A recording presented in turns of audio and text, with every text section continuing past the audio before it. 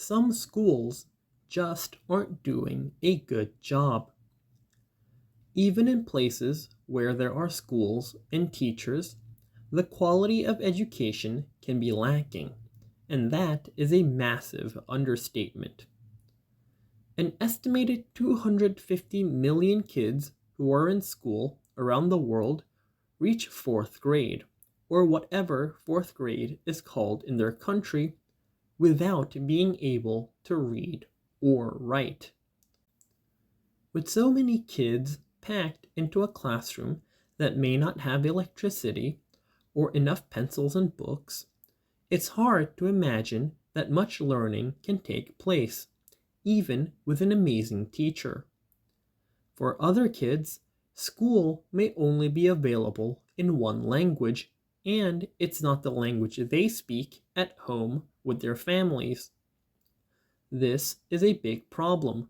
More than 220 million kids are estimated to have go to school in a language they don't speak, at least when they walk in for their first day of class.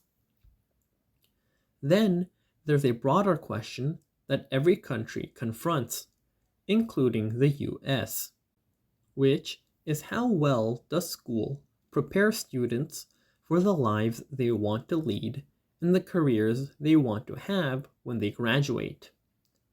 Many of the most exciting fields in the US and around the world, technology, computer science, engineering, are where new jobs are being created. Yet, even in the US, very few high schools, 2,100 out of 42,000, and even fewer elementary or middle schools teach either computer science or coding. The same question apply in the developing world. So, if parents don't feel like there's a point to all that schooling, that it won't translate to a better job in the future, it may be harder to persuade them to make the sacrifices now to help get their kids safely to school or to forego the income their kids are earning from working or begging. That's why it's so important for students and families to help decide what schools teach and how it's taught in every community in every country across the world. If you want to know more than what is discussed in this chapter, there are lots of good sources. As was true in the previous chapter, most are written more for grown-ups and for experts than they are for kids. But you might find them helpful anyway.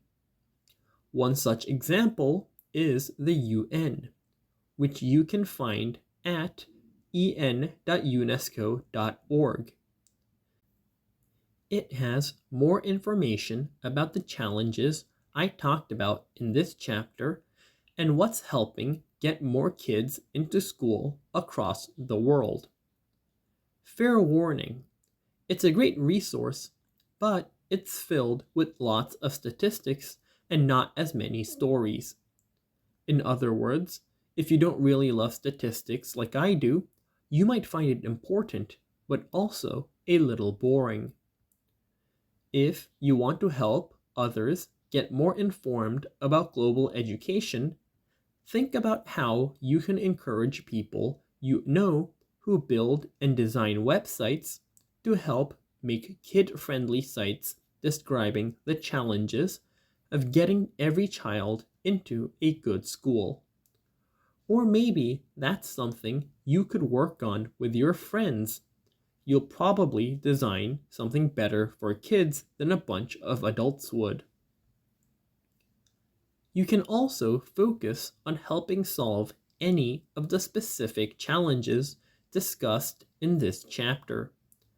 If you're focused on helping kids who are refugees, you can support Joseph's organization, or Save the Children, an organization that works with UNICEF, the United Nations agency focused on kids, to protect kids around the world after natural disasters or conflicts. You can learn more about this shared work or the other work UNICEF and Save the Children do to support kids around the world by visiting their websites at unicef.org and savethechildren.org.